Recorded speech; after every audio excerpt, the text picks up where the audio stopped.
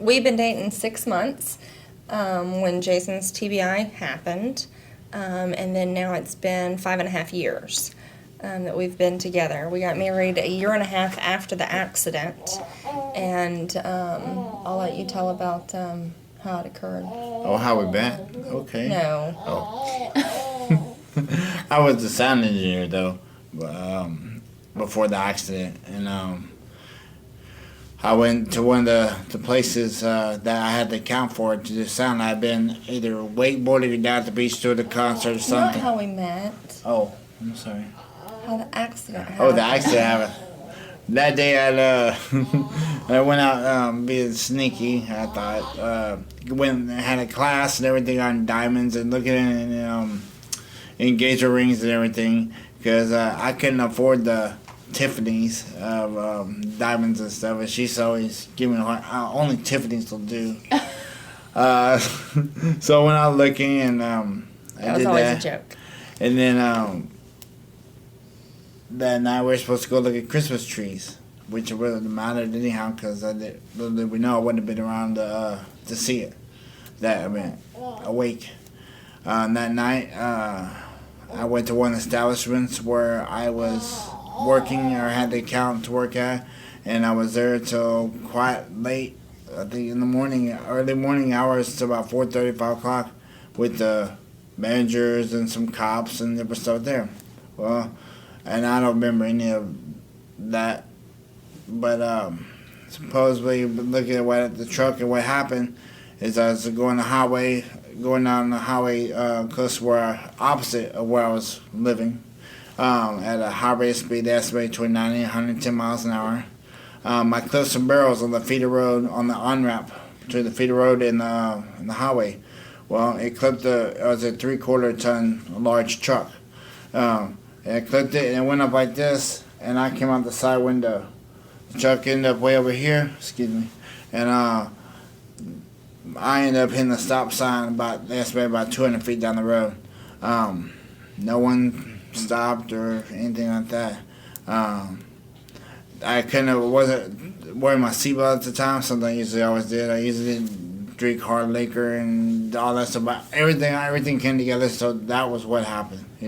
That was one of the hardest parts about the recovery of everything, admitting that, hey, I messed up. I had this accident. I did this to myself, though. Thank God that I didn't kill anybody else or hurt anybody else at that. But the truck was basically, the cab was flattened down and half the front end was missing. And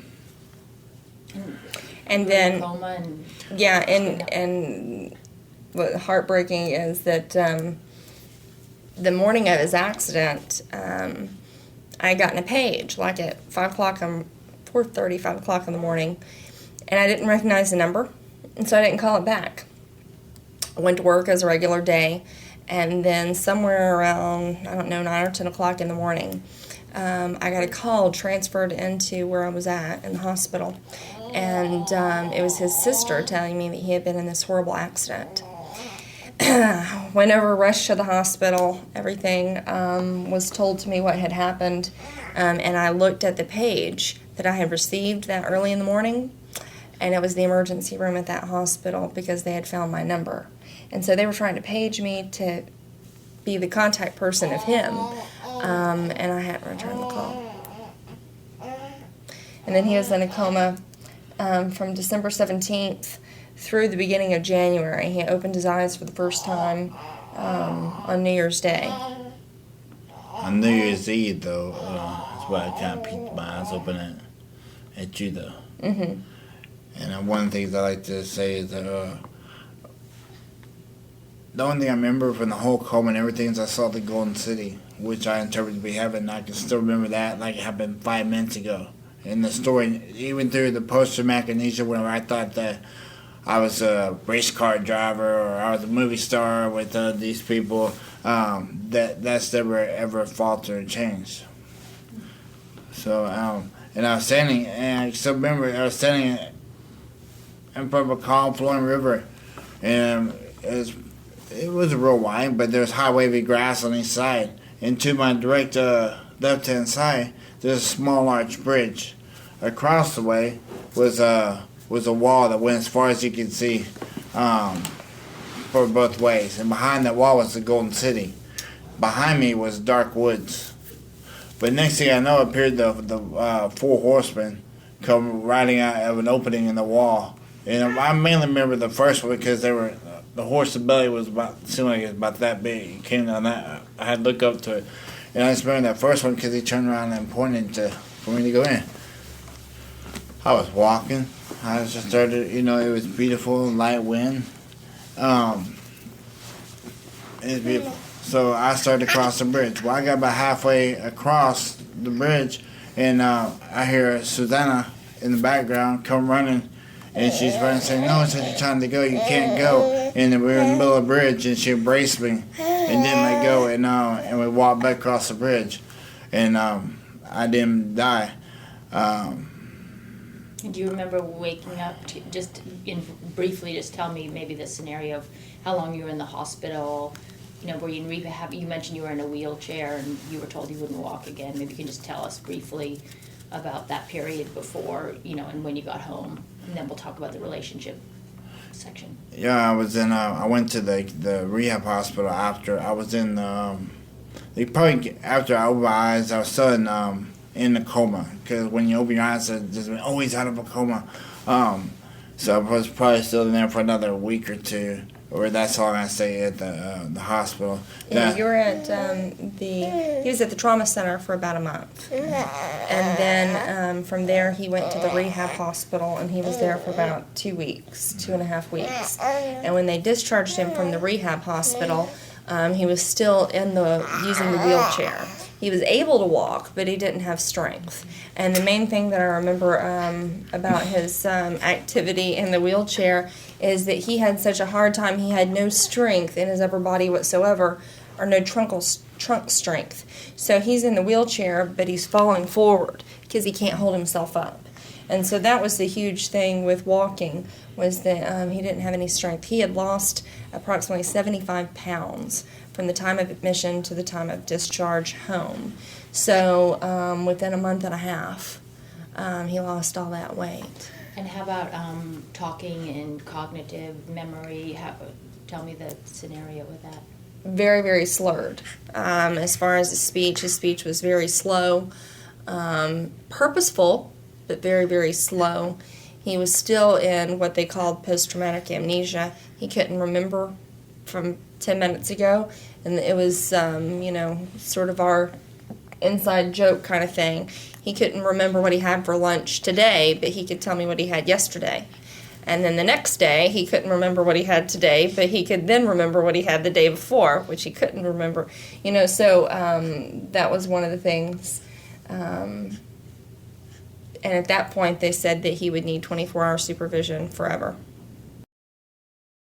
We got married approximately a year and a half after my accident, which is very uncommon as well, because most people just leave anyway. They don't want to take that vow of, I want to be married to you, but I don't want to marry the injury. But the thing that helps us the most, and sometimes we still have trouble, but as with every couple, that's life. It's communication. We communicate. She lets me talk to her about something that may embarrass me for a day or whichever, or really get me down, and it may not be much of anything, but it's really got me down. I can't figure it out. And she lets me know that it's okay to still have these feelings and have these thoughts and everything like that. And I'm able to express myself and vent. I told her that, when we got married, I said, yeah, we've been through the hard part. Everything else is gravy. But that's lumpy gravy. It'll be forever, but it's so worth it. So worth it. I think as far as our relationship, it's commitment to one another. And not just saying that you're committed, but really, truly, in your gut, being committed, no matter what.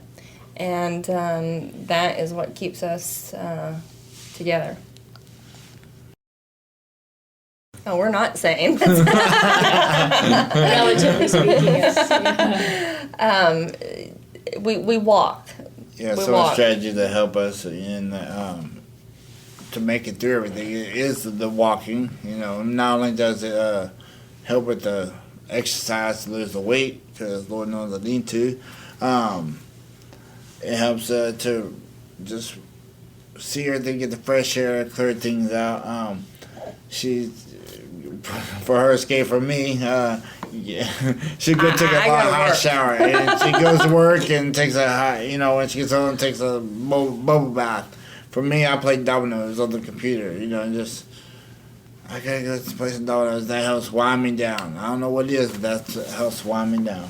And And then I write. one of the other things that I want to say is that if we didn't have faith in God and we didn't have our religious beliefs, then we would never have made it. And that has been a huge thing that has kept us not only together, but kept us going for the long haul.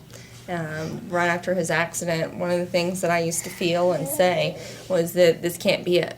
This just can't be it. God didn't bring us together for this to just be all that there is. There's got to be more. There's got to be more.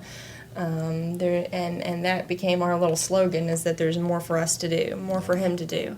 That God didn't save him. I mean, he didn't recover from this, or he didn't live through this injury to go back and doing sound music, doing live music and working in bars. Yeah. God has more for him to do, more for us to do. And here he is. Well, when I said my previous life doesn't matter now, it really, that was the old Jakes, as I like to say. As many people with TBI do say, is that was the old life. Because I don't really associate with the crowd of people that I did, the fast. I worked in the music industry, so people weren't there just to be my friend. We didn't come see just Jason. They wanted to get in to see the show. They wanted to do stuff like that. The drinking, the drugs, the sex, drugs, rock and roll, everything you hear about. And, all the stuff you hear about happen on the road, it does. I don't want to be a part of that now. And one band that said, when you get better, you're going to come work for us. I said, no, I'm not. I said, God didn't keep me here to work in bars every night. She actually, Angela started, Dr. Sander, started out, she was by a neuropsychologist. And then after the years, I started out being on the advisory committee, just give my feedback for what, for the projects and everything.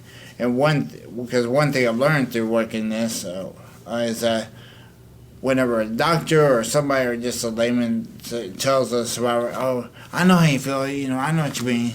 Well, no, you don't. Until somebody like myself or somebody else who has it, even when talking to me, somebody goes, they had a traumatic brain injury,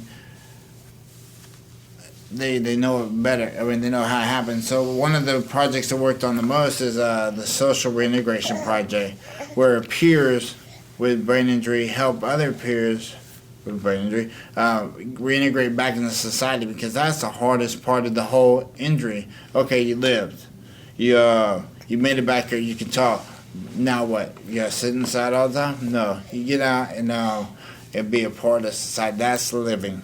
And so with him working there at the Brain Injury Research Center, it has really given, to me, my opinion, is that it's really given brain injury survivors a voice. Jason is their voice in the research community, in the medical community, to speak out and say, no, you don't really know. I do know, because I have lived it. And so he offers invaluable advice and recommendations of how better to treat survivors. I take care of our son, Belcy. I'm able to write from home some and come and do speaking engagements with my beautiful wife. But it's something that, the doctors and pretty much everybody cut out ever.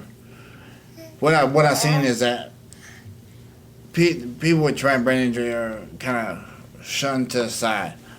People don't think that we can take care of ourselves, much less take care of another life and successfully raise a child or have children or have be loved. I see so many men that I've met at the various camps or whichever that, or they go into homes or put in homes because their family doesn't know how to react or put up with them, as they say. Yes and no. My family and friends did not understand my decision to be committed to Jason and to go ahead and marry Jason. They thought that I deserved more than to be a caretaker of someone with a traumatic brain injury. But whenever I made my decision, and my decision was final, they stood beside me. So they were supportive after they understood that this was the decision and this was the commitment. Since that decision, no one has second-guessed my judgment and Jason's judgment for Jason to be the primary caregiver while I'm at work. In fact, everyone has applauded his abilities because he does such a wonderful job. And in my opinion, it's such an honor. Not many men get to be that active in their children's life, and I think that it's such an honor that Jason is going to be able to mold our child. And so many times I hear, "Oh, so you're Mr. Mom." No, I'm still Dad. Mr. Dad. But it's great. The day that he was born, that was that wow. Was, I mean, he's only 5 months. He's 5 months today. Today's his 5th month. Whenever the greatest, when there's two, but the first was our wedding. Whenever we got wedding, when I saw her walking when they opened the doors, and I had never seen the wedding dress or anything.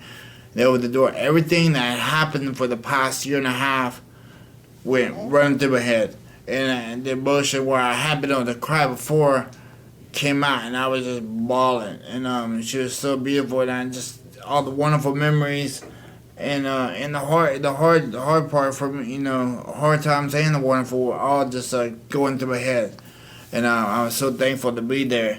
And then the most recent one 5 months ago was being there with my wife and being in the room and watching our son be born, and being a part of everything.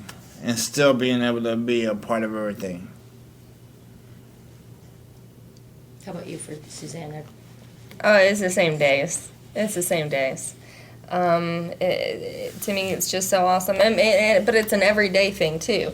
I mean, when I come home from work and to see how happy the baby is and to see how happy Dad is, and, where most men, and I know I'm generalizing, but, most men can't handle the stress of baby. And Jason is just calm and cool the whole time and knows exactly the right thing to do and say. It's very comforting. I mean, like with every marriage, there are frustrations. And so I don't know if there's a day or time I wouldn't want to repeat, only because each thing I've learned from. Yeah. I wouldn't, a lot of people, the first answer would say I wouldn't want to repeat the day that his accident happened and go back and take that away. But in our situation, his accident has made us better people. And I wouldn't trade things from happening the way they did at all.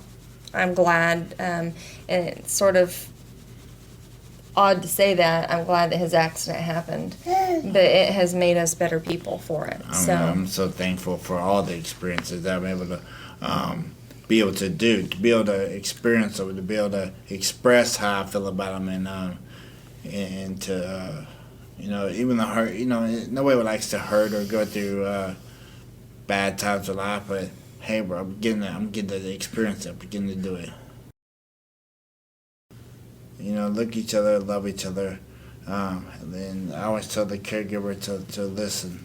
Just listen. That's the best part. Suzanne did that for me, and she'd say little things. I mean, just little things that to others meant were so big that just to give me a boost of self-esteem and to let me know that hey, I am somebody that's worthy of love, and that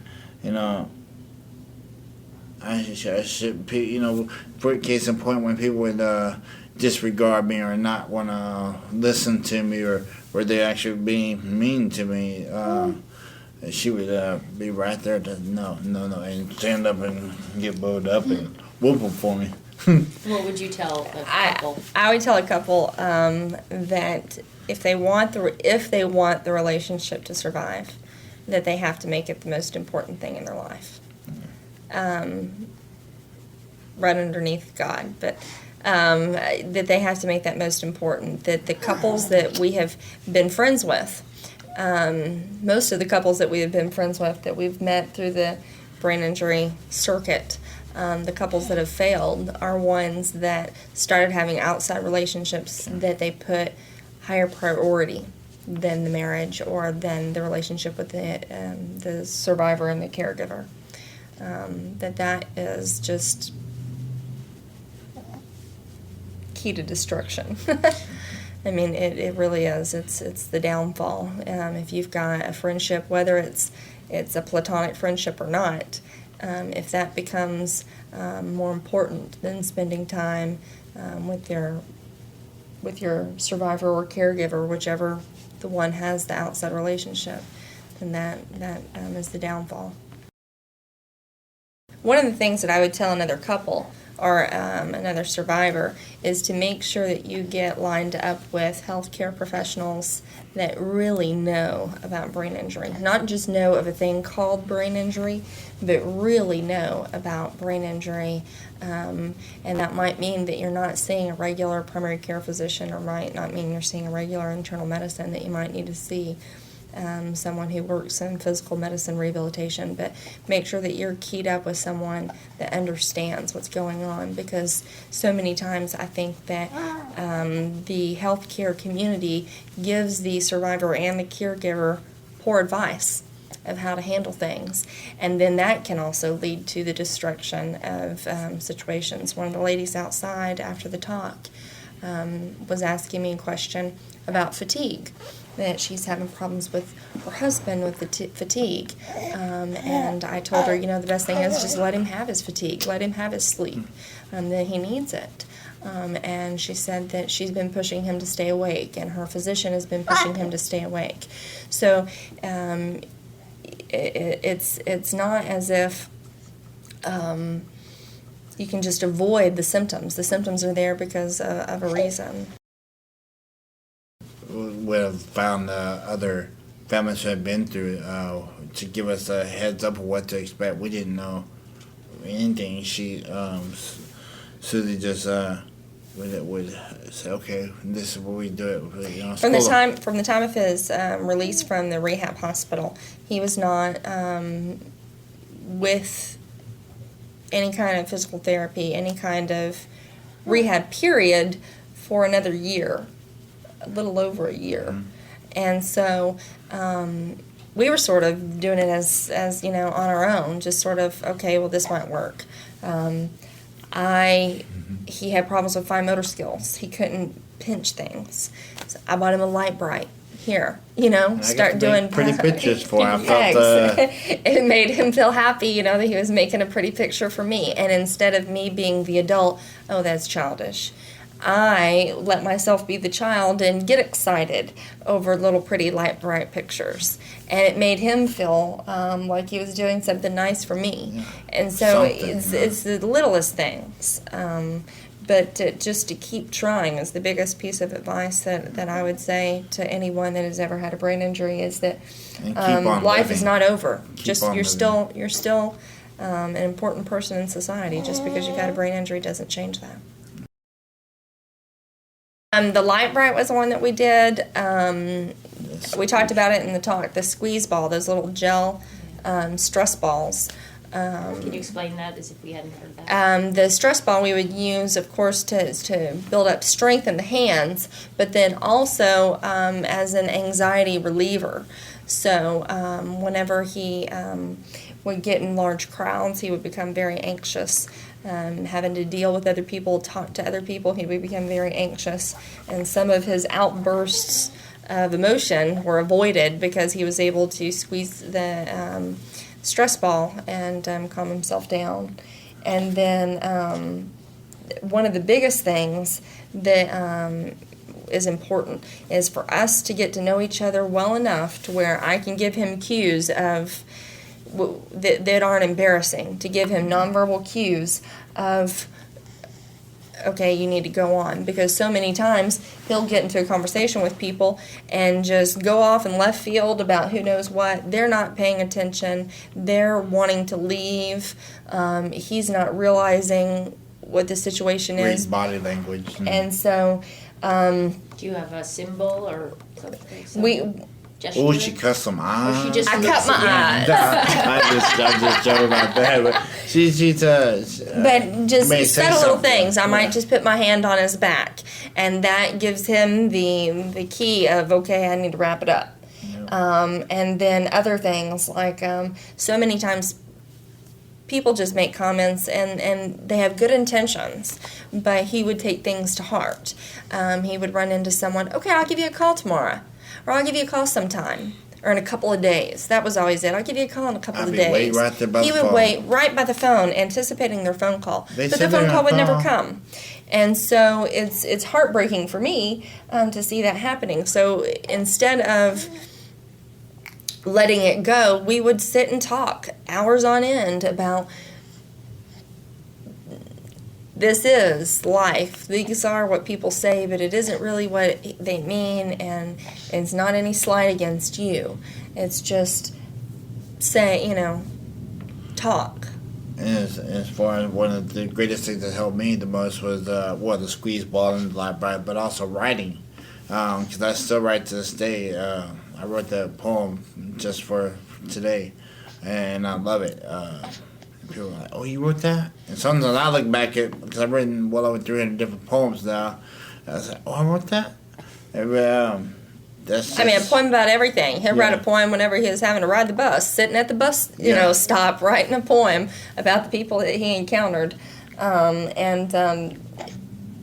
the Social Security office. Yeah. People cheat the system. You know. But, it helped to work on not only Bless you. his writing skills, but also to help his thought process of trying to work through what's really going on and then getting it out. Because that was a huge problem, in that he wasn't able to articulate what he wanted or what he was thinking. And so, therefore, because he couldn't articulate, people would assume he isn't thinking anything. And I think that's a very common misconception, is that people think that the outsiders think that survivor of brain injury don't really have anything going on, when in fact they do. They just can't get it out. Through stages or spurts, it seems like, and I know that I know all the things behind it, but it's just like at the time I just get embarrassed. Or case in point, the other night we were at a restaurant and I started studying. I got embarrassed, and the waiter didn't do anything. He didn't say anything, but I just started getting a little bit teary-eyed, because I get embarrassed of that. And Susie when we walked over to the We were with some restaurant. friends, and I said, okay, come on, let's go to the bathroom. And we get up and walk to the bathroom, and we have a little one-on-one powwow away from everyone. She's and not beating say, me up or anything, but she's just telling say, it's okay, it's okay. Yeah, You're doing great. but for the most part, things have gotten a lot easier. That's great. Especially things. One thing that Susie told me that I think that really helped me in my whole recovery, dealing with other people, is that you can't control other people. You can only control yourself. And whenever I realized that, it took such a weight off my shoulders, because I can only control about, okay, I have to be the better person, or I have to be the person that say, okay, I do what I say I want to do. Not worry about them, because I can't control them. That's what made it. And you can't control their reaction to Yeah. how things are. And then the other big thing, I know we talked about it earlier, was with emotions. That even if it might be trivial, that might be the way he feels. So, like the waiter example, if he gets upset because he can't speak correctly to the waiter, well, I could blow it off and say, it's just the waiter, who cares? But he cares. Jason cares that he can't speak understandably to the waiter. And so that's why it's important. It doesn't matter that the waiter is trivial, but Jason's feeling of worth, of whether or not he can communicate effectively, is important. And so that's why we focus and we'll talk about whatever situation it is to make sure that he realizes that it's okay.